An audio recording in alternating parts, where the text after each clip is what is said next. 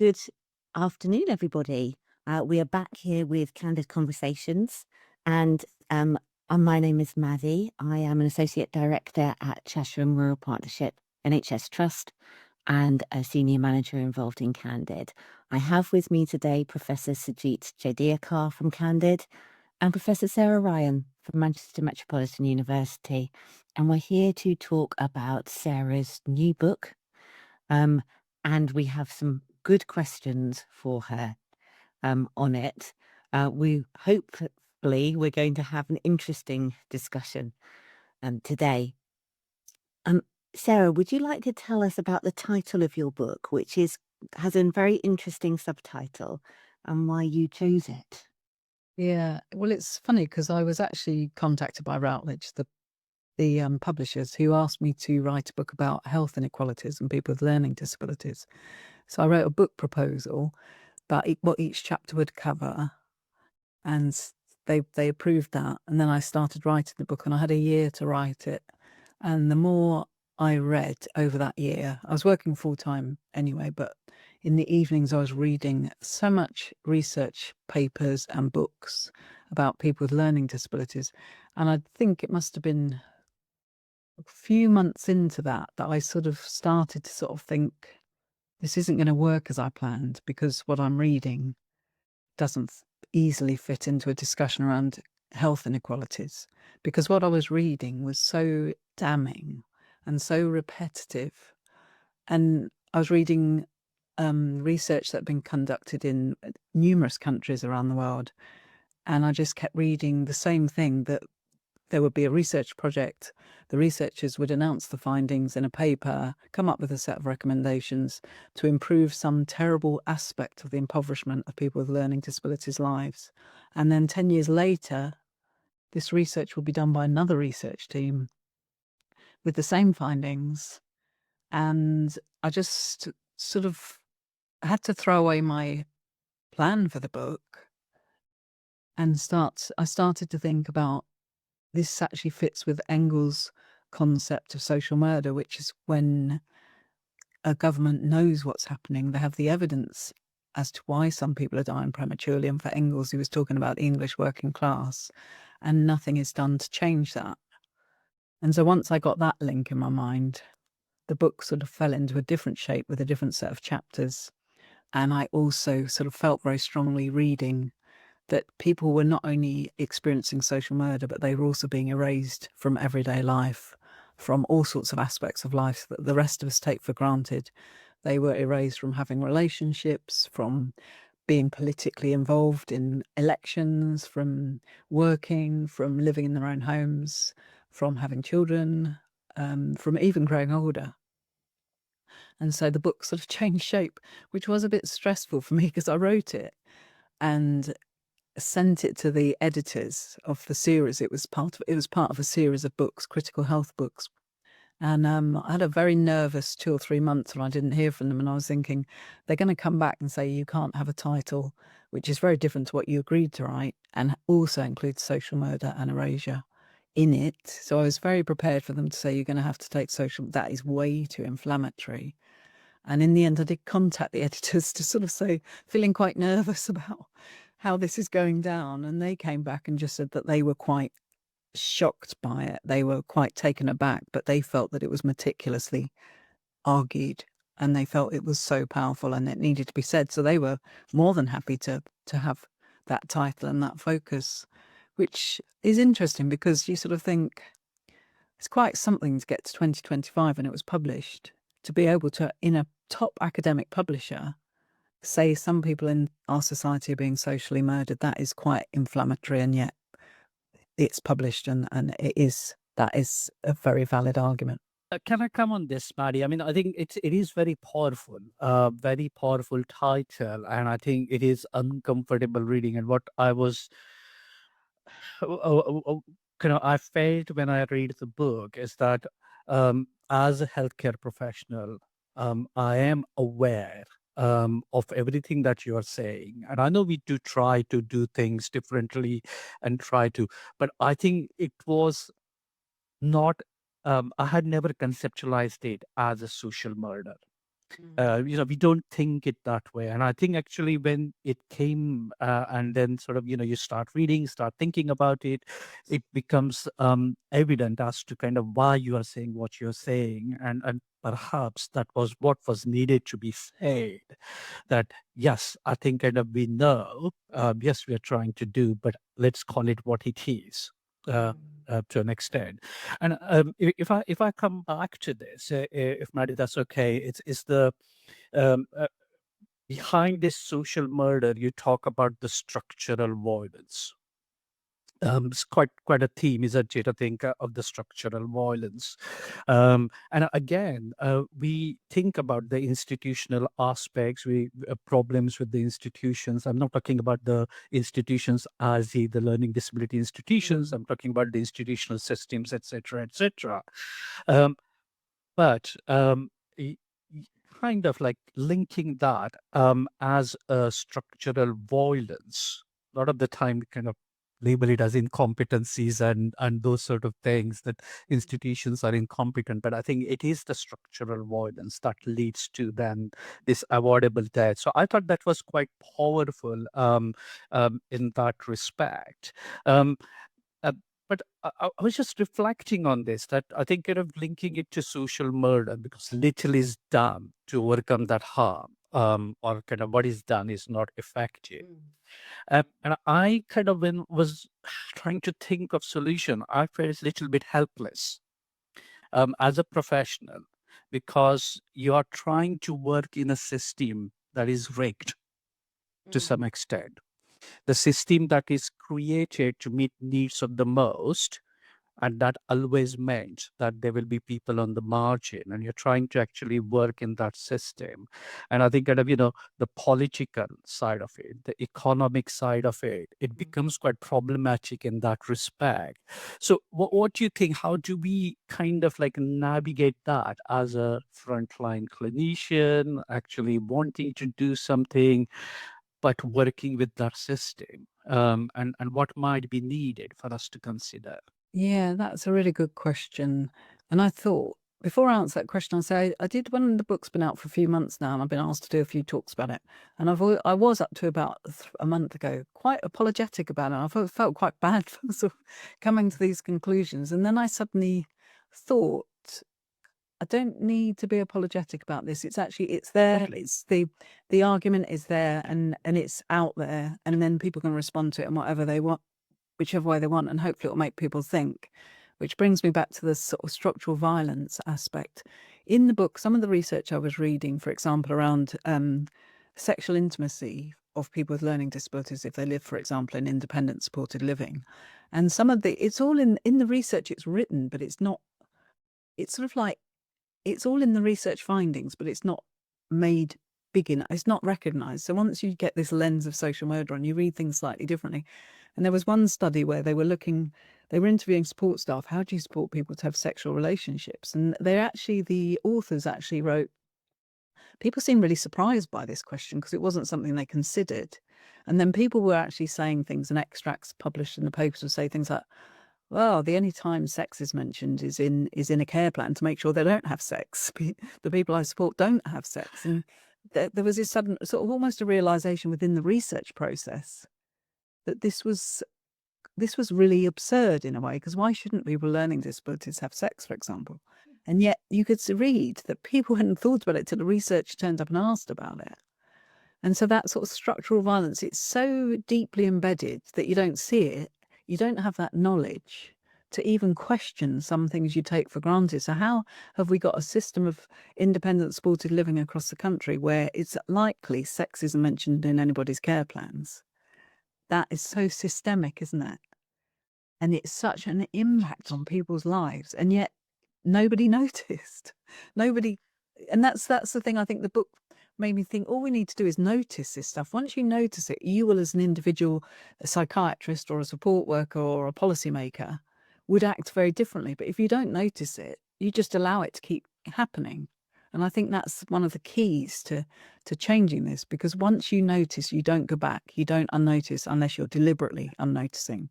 And that's a problem. But I think most people just don't think, and they don't know. Not in a they don't not Not in a rude way. They mean well, but they just don't realise the implications of their actions.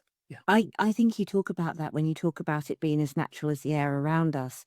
A similar argument I've heard a lot, and probably people are more willing to engage in it, is I don't get to go out at night because my care support staff finish at 7 or 8 or 6.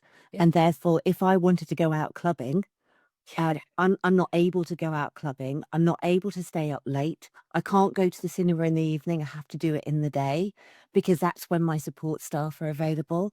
And you think about what is normal and natural for a young adult or an adult to be able to choose when and what times they do things and what activities they might choose to spend their recreational time doing. I know. And it would be perfectly normal for a neurotypical person to be able to decide those things. But it is, you are right in saying we don't even think about it in a lot of cases. We just take it that, oh, well, the service is available, the support worker is only available until 6 o'clock in the evening, and that's that. And why would they want to go to the pub anyway? I know. One project we did, we did an ethnography, which means the researchers, people with learning disabilities and university researchers spent time with people with learning disabilities in different places they lived in. And they spent quite a lot of time. They spent 20 days across 6 months or something, in the evenings, weekends, and all the rest of it. So leaving that project, sort of ending that relationship was quite interesting. And one researcher said to one of the men she'd hung out with for all this time, should we go out for a drink to say goodbye, sort of thing? Because there was a pub around the corner and he'd never been in the pub, lived in the house for sort of 20 years. And when she mentioned this to the support workers, it was like the world was going to collapse somehow. How could you be 60 and have never been to a pub 2 doors down from where you live, where you've lived for 20 years? How is this possible, even if you're going in for a sort of a coffee with a friend? And yet nobody, and that's the sort of absurdity that the book is riddled with. It's like, how on earth? And I did speak to somebody, funnily enough, at a CANDDID conference a year or so ago, whose son had gone to Friday evening club, a MenCap thing, for years and years and years, and really liked a woman there. And he was just talking about the fact that they got on really well. And I thought, so do they meet outside the Friday club? He's just like, no. Why would you not leave? Why would you not meet the person you get on really well with? I was so shocked, and I sort of thought, this is part of the problem, isn't it? And I wouldn't dare say to him, oh, don't you think you should like arrange to sort of like just go for a walk or something? And the thing that really upset me writing the book was just imagining all those people who are mentioned, what that life must be like just for one day, let alone 20 years. Somebody had in the Growing Older project, somebody had their window blacked out because it overlooked a school, and sometime 40 years earlier they'd been caught sort of in some sort of like potentially problematic practice. You sort of think, for 4 decades you haven't been able to look out your window, because what happened, and we wrote a paper about this called sticky labels, that you can get a label when you're 18 that sticks with you till you're 60, and you've still got the same constraints because 40 years ago you did something, or maybe did something. And I just think, what did I do when I was 20? How many labels could have stuck to me throughout my life? And every other 20-year-old, pretty much. It's just extraordinary, really. I think that whole notion of erasure, absolutely, isn't it? It's almost a dehumanizing.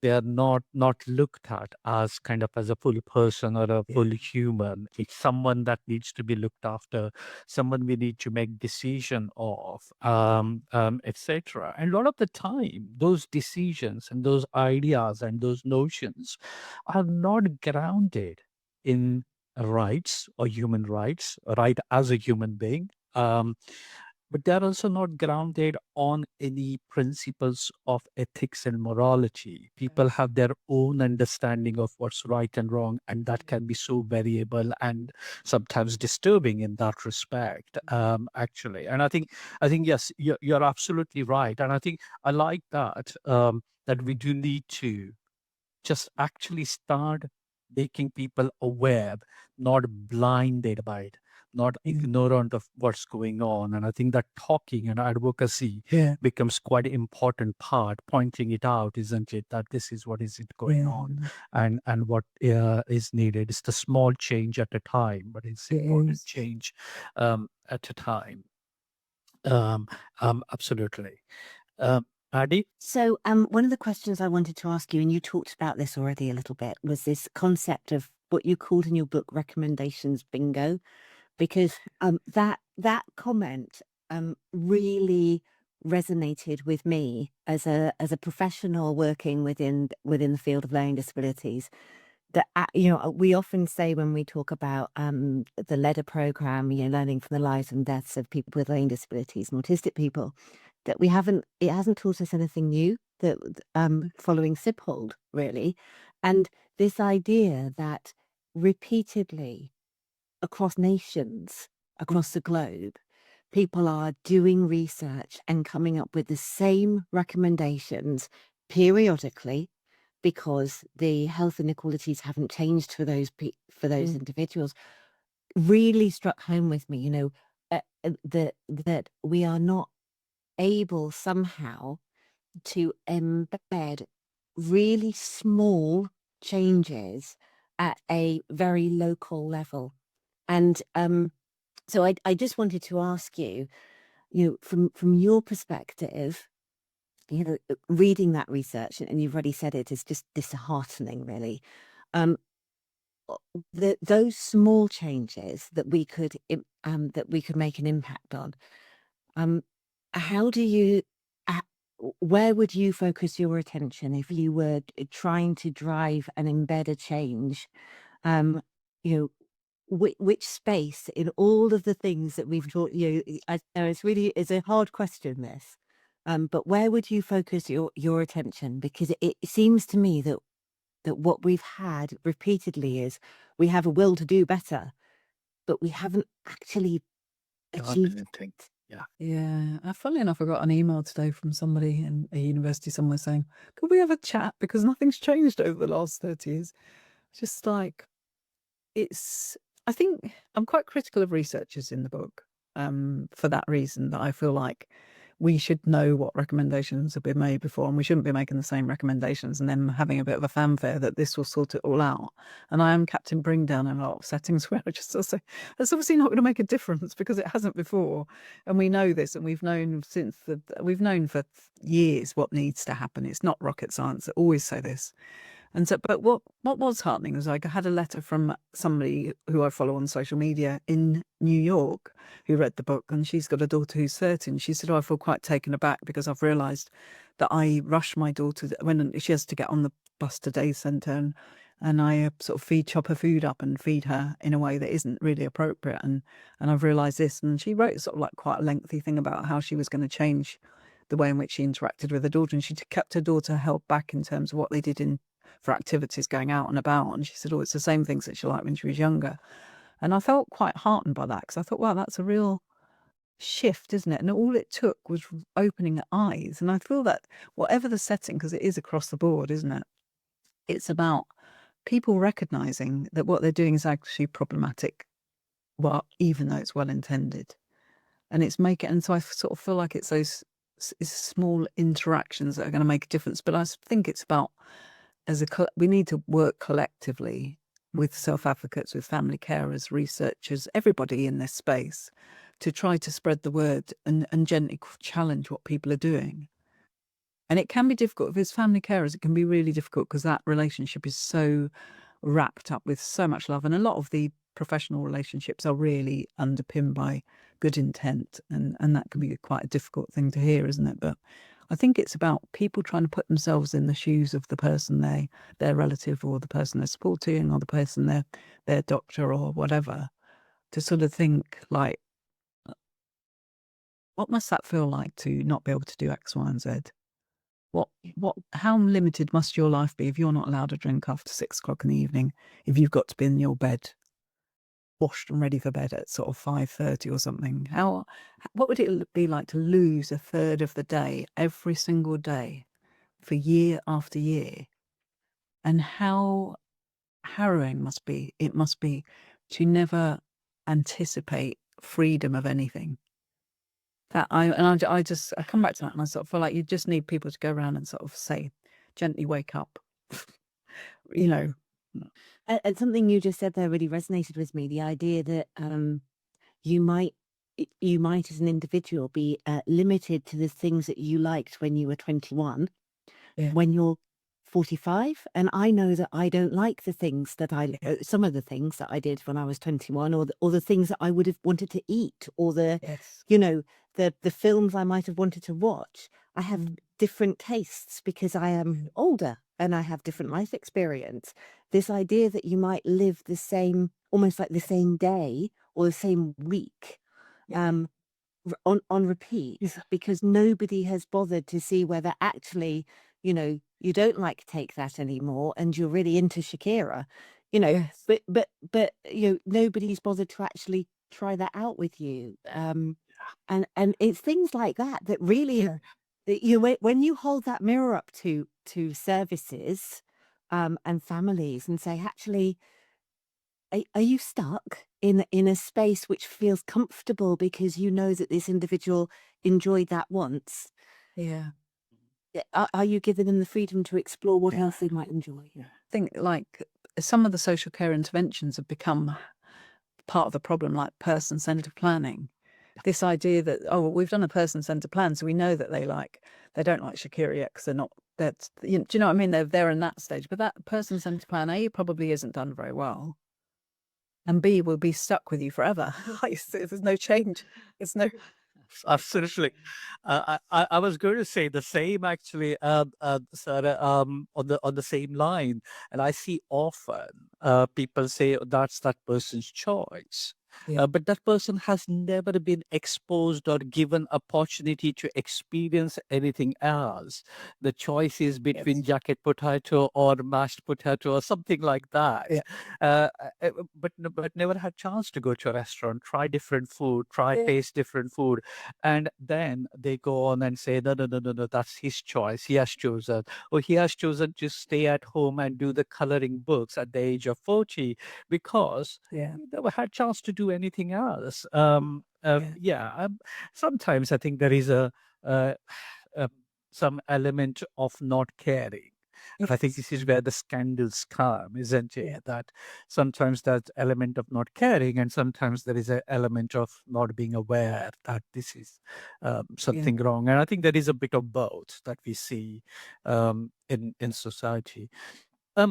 Sarah, I want you to come to the concept of kind of this whole notion of the own and the wise. And I thought like it was important to actually think about that, the concept of the own and the wise. And I dread what will happen when my son Joshua turns 18. That physically he will turn 18, but not developmentally. And one day suddenly the social workers will say, "That's it. You don't know what you're doing. He has autonomy. He needs to be kind of making decision for himself, and we won't have any say." And there will be this fate of so-called the wise making the decision, excluding parents, labeling them as difficult parents and things like that.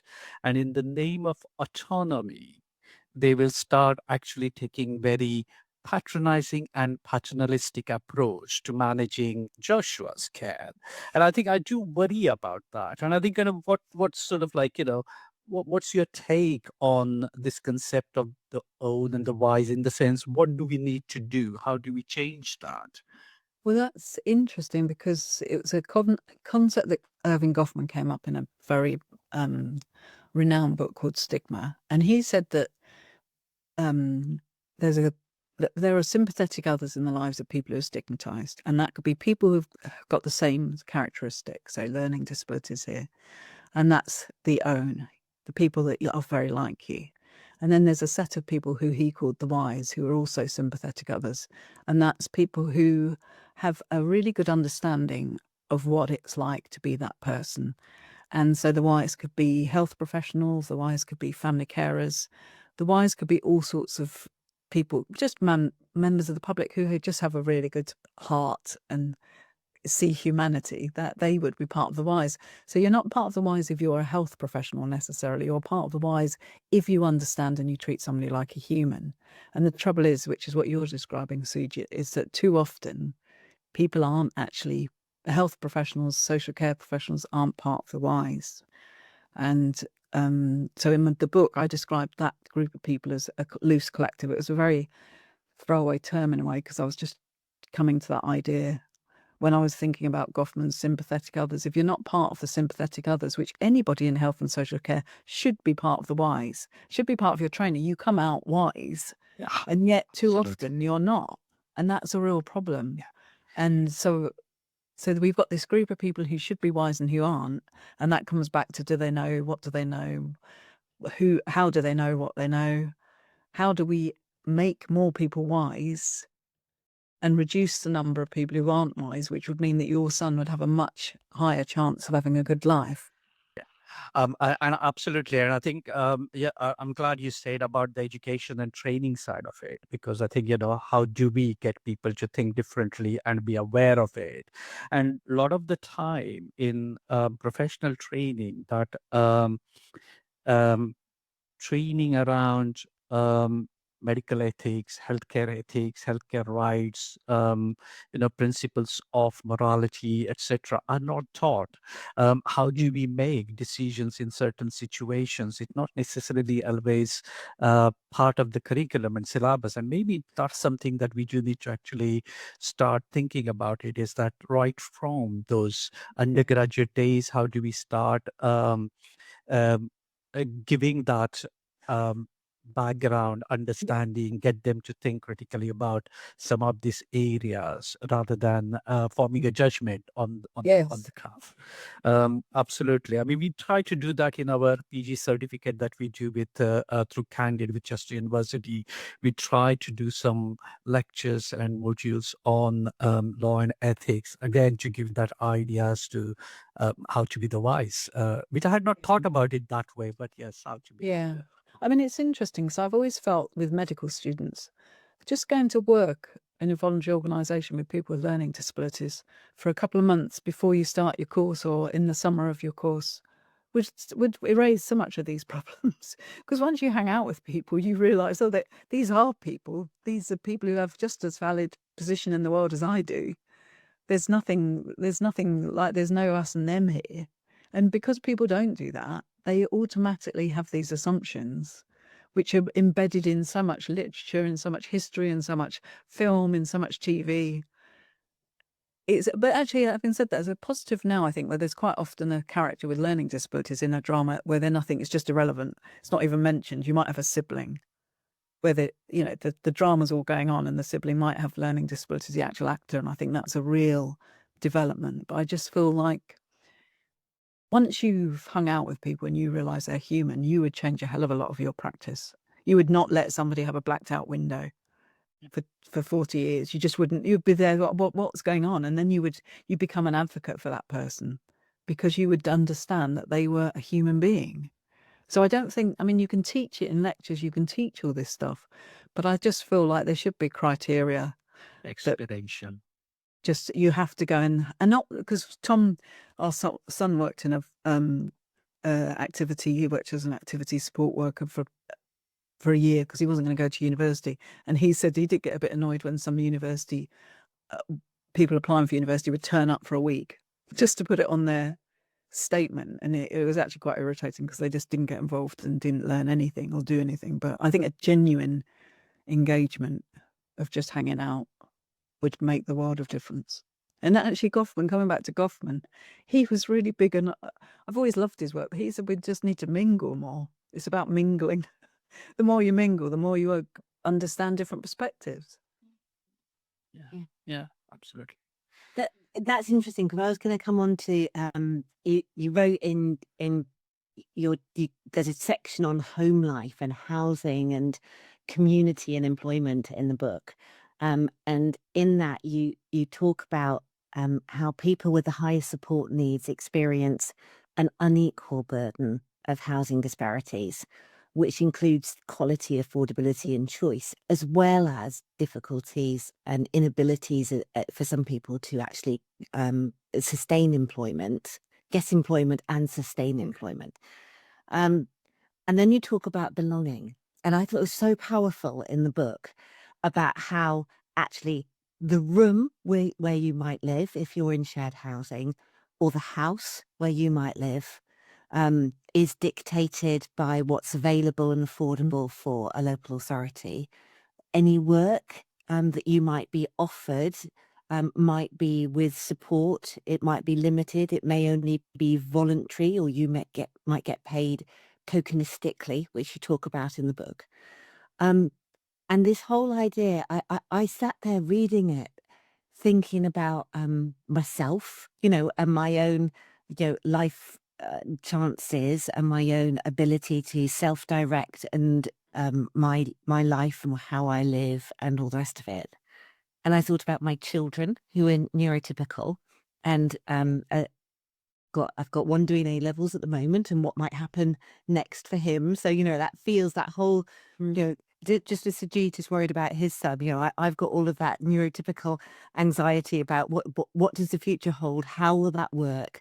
What will life look like? And I thought this concept of belonging that you talk about, it left me feeling very uncomfortable, Sarah, which I think is a purpose of that chapter, really, to highlight that actually at every stage your options are dictated for you or limited, or they may be dictated with your family, but your family may not be able to support you to do things independent, to live more independently. I just wondered if you wanted to explore a little bit about that. That's really interesting because we did another a project recently about the mental health of older family carers, and we had a research team included some people with learning disabilities, and one young man. We had a really nice. It was a lovely project, and we sort of worked together really well, and it was all. We just all really liked each other, I think, and it was just a good project. And then the young people wanted to make digital films, which we were doing as part of the research. And one young man who we'd known for months at that stage worked at Waitrose part-time, and his story was about the support worker. He really took his work seriously. He was very, he's dressed very carefully, and he was very attentive at work, and he liked to be there on time. And he talked about the micro violences that his support worker enacted on him. For example, taking a detour to go back home to pick up her child's book bag that she'd forgotten, to drop off at the school, getting him to work 20 minutes late. And he talked about the stress this caused him and how uncomfortable he felt that he was being made to sort of fail at work almost because of somebody else's actions. So powerful. And what was even sort of more powerful was he hadn't mentioned it before. And I was just sort of thinking, if I had to experience that indignity, that disrespect, on one occasion, I would go into work and just say, I would say, oh my God, this has happened. Can you believe it? Can you believe that happened? And yet he didn't mention it until he had the space to make the film. And I sort of thought, it's like a double indignity, isn't it? That you just experience that. There's nothing you can do about it. You're totally at the mercy of whatever your support worker wants to do. And yet you can't even say it to anybody about that. And I sort of found that there was a lot upsetting in the book, I have to say, or even working around the book. But I agree with you, and I feel like when you listen to people's stories like that, there's actually a film online with him talking about this experience, and it's just breathtaking, really. And you sort of feel like, well, that needs to be shaken under everybody's nose who's in social care, because that is an outrage. And I think this is the kind of a whole notion of attitude, isn't it? It's the culture and attitude. Yeah. And not just actually professional society in general. as to how a disability gets viewed, learning disability gets viewed, and whether it's valued or not. And the COVID-19 is an example, isn't it? Actually, Yeah. how much value is put on the life of someone Yeah. who is learning disabled.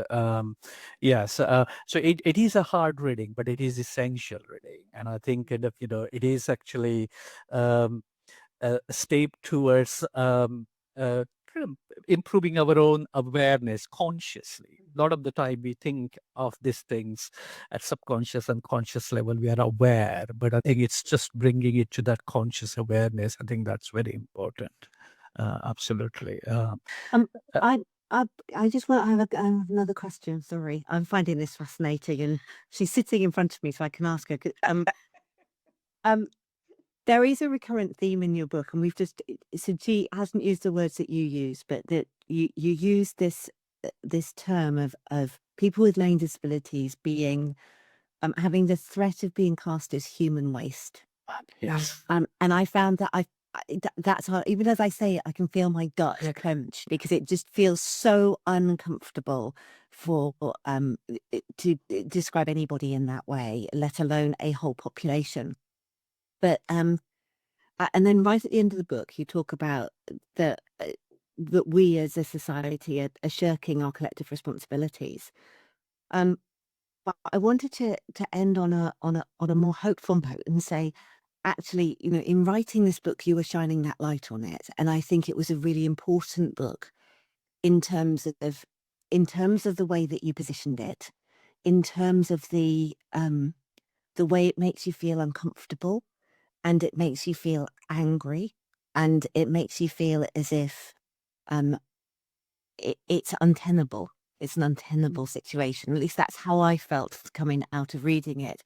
And but I wanted to try and flip that and say, in writing this book, which must have been a very hard write, and very hard research going into it, what are you hoping that actually putting that out into the world helps to achieve? And I think we've talked about it a bit, but I just thought I would ask that more widely. Yeah, I think it says the unsayable, doesn't it? And yet nobody's read it and sort of come and sort of said, well, that's an outright, that's not right, that's not true. So I think it's sort of saying what we haven't said. Although Wolfensberger, another social scientist, years ago talked about death making, so it has cropped up before.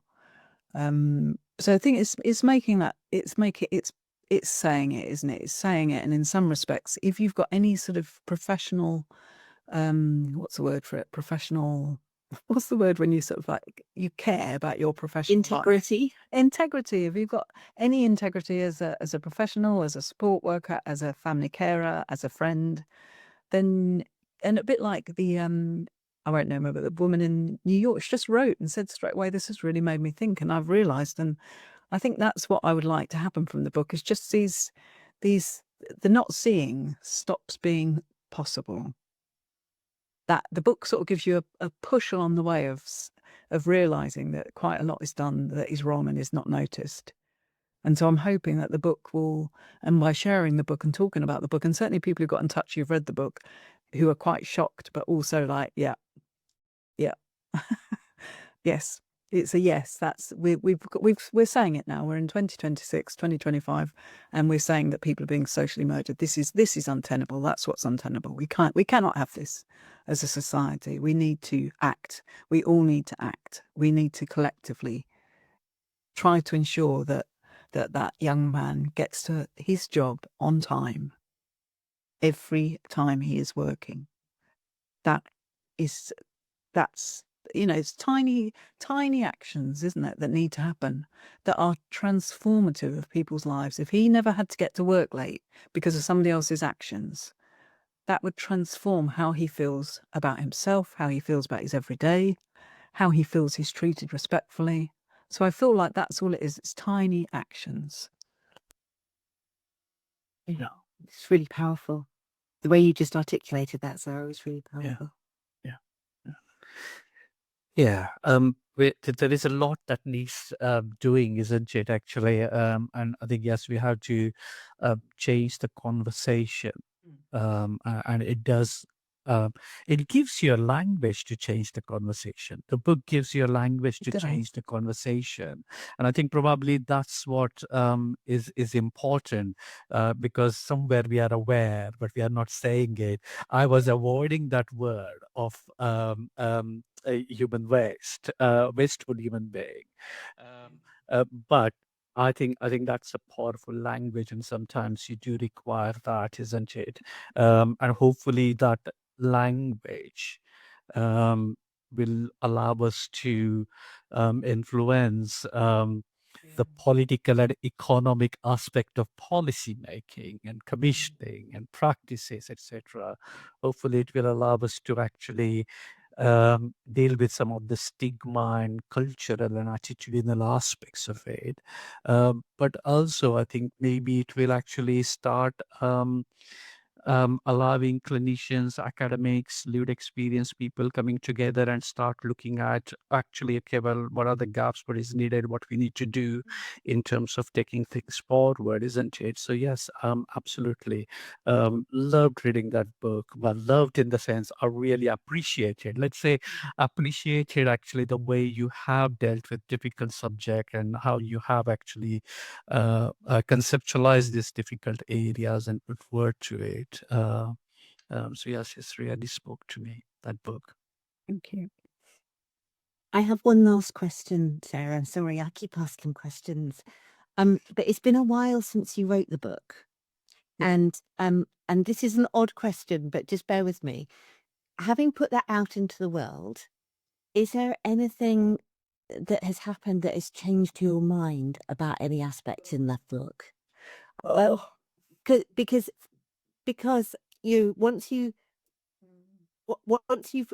researched it and once you've put it out there, it takes on a life of its own, doesn't it? I mean, that's what happens with things. And I just wondered, is there anything that's changed your mind? Well, that's such a good question, because I handed the manuscript in December 23, like 24. And then since then, things have, I mean, I was just sort of thinking, oh, I could have put that in the book. I could have put that in the book. I could have written about leader. I could have written about this. I mean, there's so many things that just support the argument in the book that have happened, which is quite shocking. But then I've also noticed them, sort of like friends of mine, we have a bit of a chuckle about this, that we sort of like tend to keep saying, oh, well, she's in the collective, or he's part of the collective. So we're identifying people who are being part of the problem, which I never used to do before. But it's quite a useful device to think that. But then at the same time, we meet people or see that people are a part of the wise or the own. And it's just really lovely to see that. And you sort of think, oh, isn't that great? You get it. You'll have to say the CANDDID team. To me, you're just, whenever I talk to you lot, it's really like you really understand what needs to be done, and you really recognise that. And I just feel like, so that's changed in that sense, Maddy, that I do sort of tend to notice much more now who's in and out of the collective, which is quite interesting. But also I have the same things have been happening since I've finished the manuscript, and I could write edition 2 tomorrow and it would have a whole new chapter in it, which is a bit depressing. But I feel like the book's only come out last August, and it's a slow thing, isn't it, where it needs to be widely read, and then hopefully then it may have some sort of make a dent in something. I think you have given us a language that probably was needed, and we know how important language is actually to make a point. It can be very negative, and it can have a very positive impact. So hopefully, I think this language will help us, uh, make people consciously aware as to what they should be thinking about and doing. So yes, brilliant. Okay, and just to close, I'm going to plug the book, and I hope that this conversation has plugged the book too. But Sarah Ryan's book is called Critical Health and Learning Disabilities: An Exploration of Erasure and Social Murder. I know you can get it on Here, actually. Oh, look at this picture of it up there. I have to say, I hope everybody understands, having listened to our conversation today, it's not a comfortable read. It is an essential read. Yeah. And And I think as a professional working in this field and as somebody who cares deeply about making a difference and improving health inequalities for people with learning disabilities, I just thoroughly recommend that you spend the time with the book, because it does it helps scales fall from your eyes. I think, Sarah, you were right.